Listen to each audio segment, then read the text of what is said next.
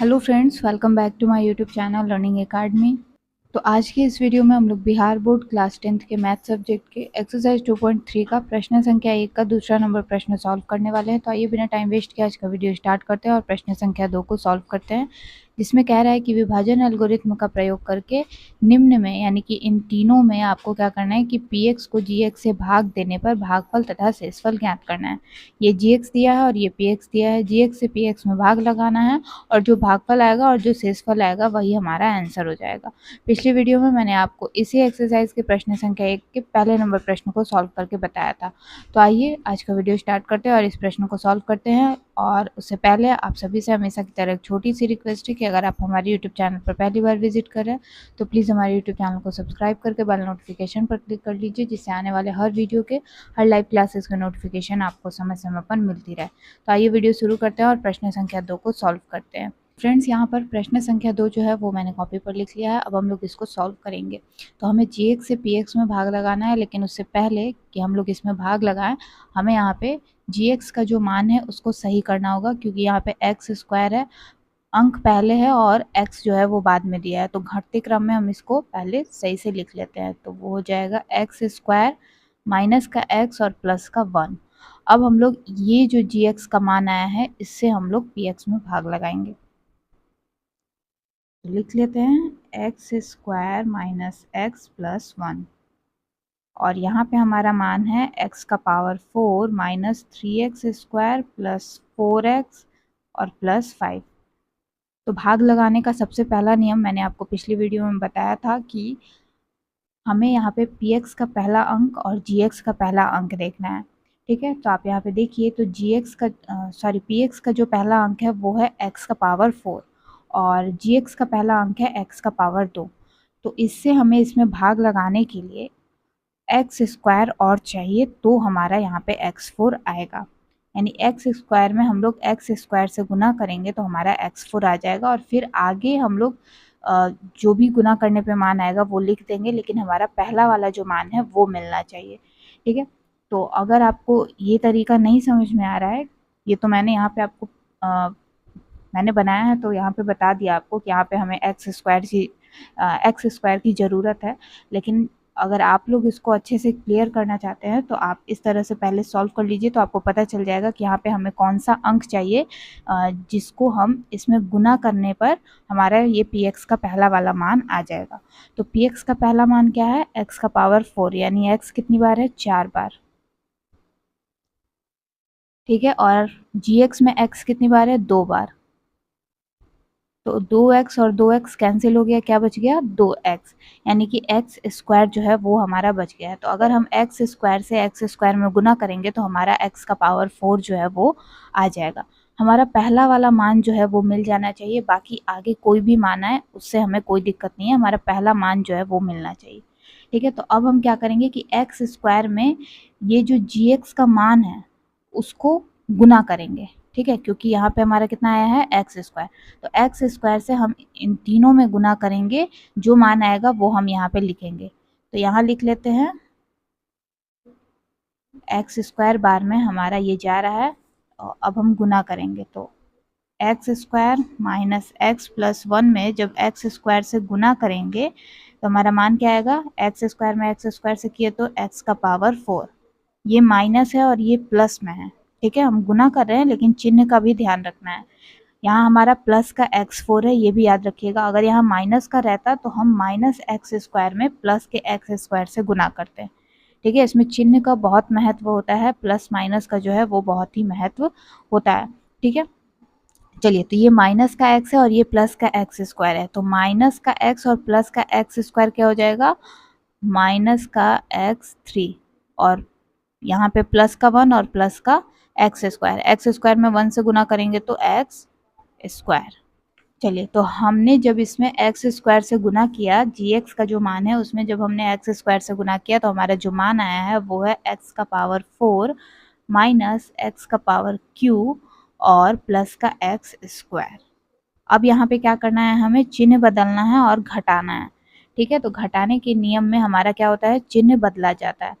तो ये प्लस में है तो माइनस में हो जाएगा, ये माइनस में है तो प्लस में, और ये प्लस में है तो माइनस में। इसको कैंसिल कर देते हैं। ठीक है, माइनस प्लस जो है वो कैंसिल हो गया।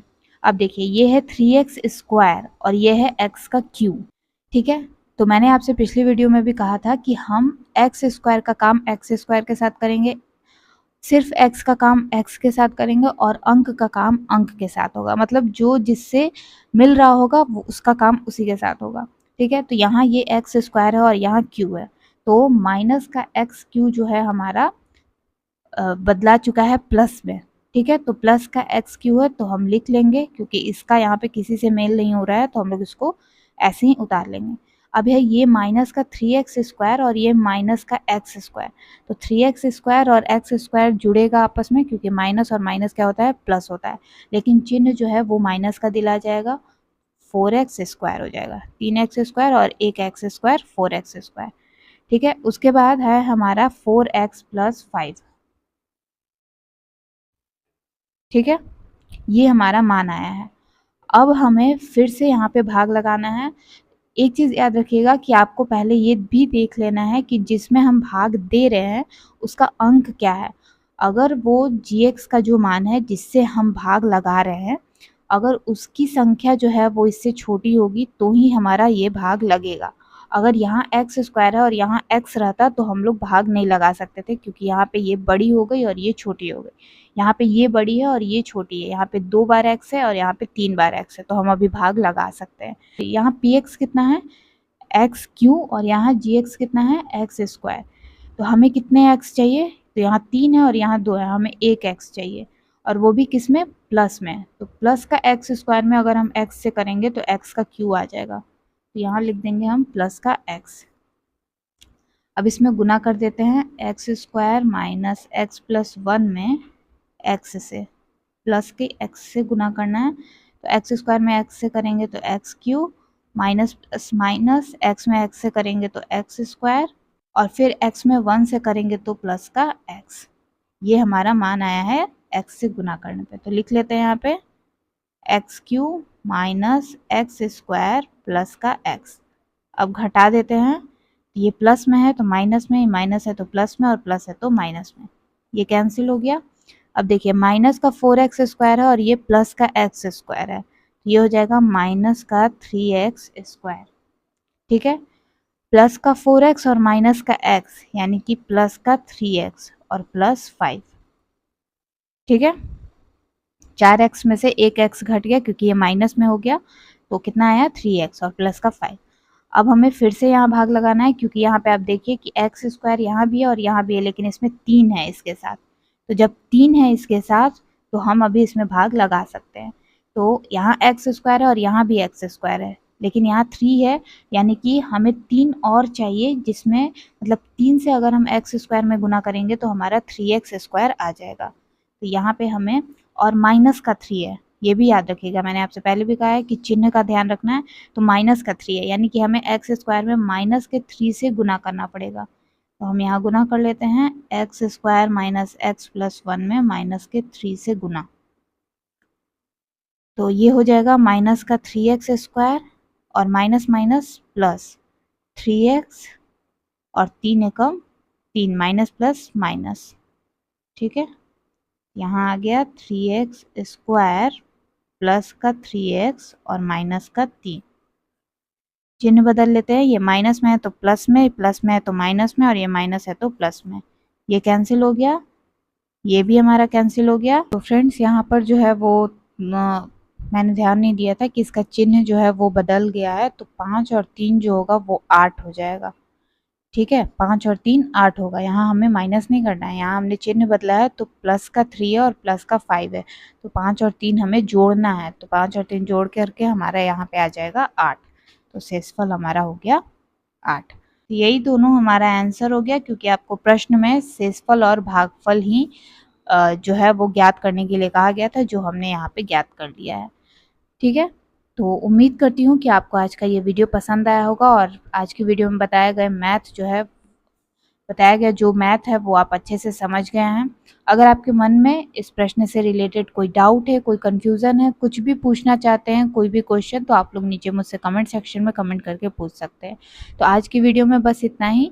अगर आज का वीडियो पसंद आया तो वीडियो को लाइक, शेयर और चैनल को सब्सक्राइब करना बिल्कुल मत भूलिएगा। मिलती हूँ अगली वीडियो में, जिसमें हम लोग इसी एक्सरसाइज के इसी प्रश्न संख्या 1 के अगले प्रश्न यानी प्रश्न संख्या 3 को सॉल्व करेंगे।